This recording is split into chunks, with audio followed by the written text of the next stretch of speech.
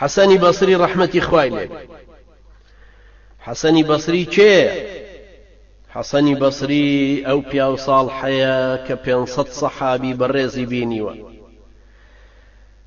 ئەم پیاوە پیرۆزەیە کە سەلەمەی خێزانی پێغەمبەری نازدار عەلەیهی سەڵات وەسەلام مەمکی ناوەتە دەمی و شیری داوەتێ بەو پیریەش لە کەرامەت و ڕێزی ئەم مناڵەیە خوای گەورە شیری خست بووە مەمکەکانی سەلەمەوە کە شیر بدا بەم مناڵە کە دایکی کەنیزەکی ئەو ماڵیان بوو. سەیری کەنبرانی بەڕێز، ئەم پیاوە چاکە لە ناو ماڵێکی لە خواترس و دیندارە لەدایک، لە ماڵێکی هیدایەت و علمی خواناسیە گۆش کرا، لە ماڵێکە کە بە قورئان پەروەردە بووە و قورئانی تیا هاتۆتە خوارەوە، بەسەر ماڵی خێزانی پێغەمبەرەکان ئەگەڕا و لە ماڵی ئەوانە گەورە ئەبوو. ئەم پیاوە مبارەکە حەسەنی بەسری ناوی حەسەنی کوڕی ئەبول حەسەنی کوڕی یەسارە، باوکی ڕەنجبەری زەیدی کوڕی ثابت بوو، دایکیشی کە ناوی خیرەیە یا خیرەتە خزمەتکاری سەلەمە بوو، کارەکەری سەلەمەی خێزانی پێغەمبەر بوو صلی الله علیه وسلم، بەڵام هەموو شتێکیان پێکەوە بوو. سەیری گەورەی سەلەمەکەن خێزانی پێغەمبەر صلی الله علیه وسلم کە ئەم کەنیزەکەی خۆی کە مناڵی ئەبێ ئەم دێ شیری ئەداتێ. وەختێک مناڵەکەش لەدایک بوو بردیان بۆ لای عومەری کوڕی خەتاب ڕزای خوای لێ بوو 2 ساڵی مابوو هی حکمی ئەو. عومەری کوڕی خەتاب مەڵاشووی شیرین کرد. سەلەمە ناوینا حەسەن،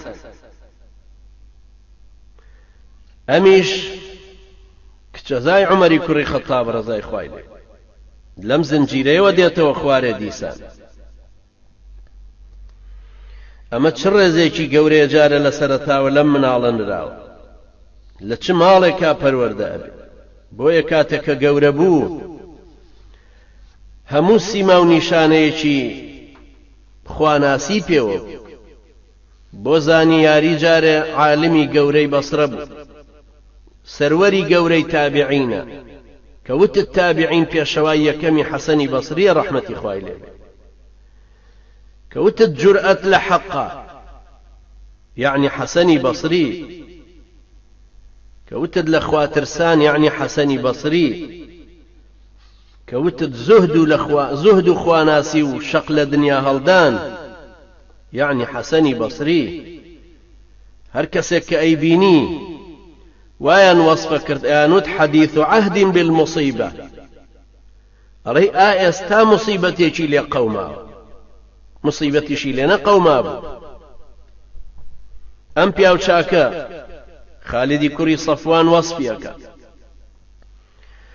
ئەفەرمێ پیاوێک بوو سەریرەته کەعەلانیەته، لە ناخیا پەنهانیەکانی وەکو ئاشکرا و ڕاشکاوەکانی وابوو، قەوله کەفعله، قسەکانی وەکو کردەوەکانی بوون، ئیذا ئەمەرە بمەعروف کان ئەعمل الناس به، فەرمانێکی بە چاکە بکردایە پێش هەموو کەس خۆیەی کرد، وإذا نهى عن منكر كان أترك الناس له، بەرهەڵستی هەر خراپەیەکی بکردایە خۆی لە هەموو کەسێ زیاتر دوورە کەوتەوازی لە ئێنا لێ. لقد رأيته مستغنيا عن الناس زاهدا بما في أيديهم ورأيت الناس محتاجين إليه طالبين ما عنده. بینیم احتیاجی بە هیچ کەسێ نەبوو لەوەی کە لە بەردەستی خەڵکیە هەیە، کەچی هەموو خەڵکی احتیاجیان بەوە هەبوو کە ئەویتیایە و کە ئەو بەو شێوەیە. ئەم حەسەنی بەسریە پیاو چاکە ساڵحە.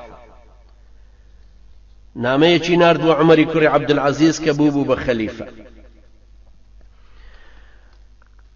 حەسەنی بەسری وای وەصفەکەن يشبه كلامه كلام الأنبياء، قسەکانی لە قسەی پێغەمبەرانە چن. نامەیە گەنێرێ بۆ عومەری کوڕی عەبدولعەزیز و تایە ئەنووسێ إن الدنيا دار مخيف إنما أهبط آدم من الجنة إليها عقوبة واعلم أن صرعتها ليست كالصرعة، من أكرمها يهن، ولها في كل حين قتيل، فكن فيها يا أمير المؤمنين كالمداوي جرحه يصبر على شدة الدواء خيفة طول البلاء. فرمي الدنيا سرزميني ترسناك، خواهي گەورە وەک سزا ئادەمی فڕێدایە سەرزەمین. ئەوە بزانە کە هەر کەسێ دنیا دەستی لێ بۆشێنێ ئەیفەوتێنێ، ئەوی ڕێز لە دنیا بگرێت، دنیا سووکیەکە. نابینی هەر ساتە و چەندین کوژراوی لە بەردەستا کەوتووە. هۆ ئەمیری مسڵمانان، وەک تیمارکاری برین بە کە لە ترسی دواکەوتنی چاکبوونەوەی برینەکەی، کە لە ترسی دواکەوتنی چاکبوونەوەی برینەکە سوورە لەسەر چارەسەری و سوورە لەسەر دەرمان بەکارهێنا. سەیری ئەم نەسیحەتەکەن برایانی بەڕێزم. لە کاتێکە عومەری کوڕی عەبدولعەزیز بۆ خۆی یەکێکە لە ئیمامە مجتەهیدە گەورەکان، بۆ خۆی یەکێکە لە خەلیفە ڕاشیدینەکان، بەڵام حەسەنی بەسری نەسیحەتیەکە ڕەحمەتی خوای لێ. ئەم حەسەنی بەسریە گەورەی کە لەم ماڵی دایکی مسڵمانانە ئوم سەلەمە گەورە بوو، ئەگەڕا بەسەر ماڵی خێزانی پێغەمبەر صلی الله عليه وسلم. تەلەبەی ئیبن عەباس بوو، ساڵانێکی توولانی هەموو فقه و حەدیثێک و تەفسیرێکی لەوە وەرگرتە بوو. ئەوەندەش شەیدای عەلی کوڕی ئەبی طالب بوو کە هەموو ڕەفتار و ڕەوشت و هەڵس و کەوتێکی ئەوی لاساییە کردەوە. هەر قەولێکیشی کە ئەکرد، هەر قسەیەکی ئەکردیانود لە قسەی عومەری کوڕی خەتابەچێ. بۆیە ئەبوو بوردە ئەفەرمێ: ما رأيت أحدا أشبه بأصحاب محمد صلى الله عليه وسلم منه. كسم نبيني ووكو ياوراني پیغمبر عليه الصلاة والسلام وكو حسني بصري. أبو قتادة فرمي للرأي كان شيا وكو عمر كر خطاب بو، لهلو يستكان شيا وكو أبو ذر بو.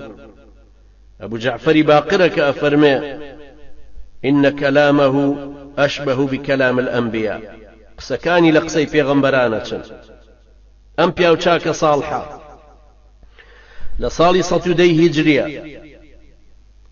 لە شەوی جومعەیە کۆچی دوایی کرد و هەر هەموو ئەهلی بەسرە کەوتنە دوای جەنازەکەی.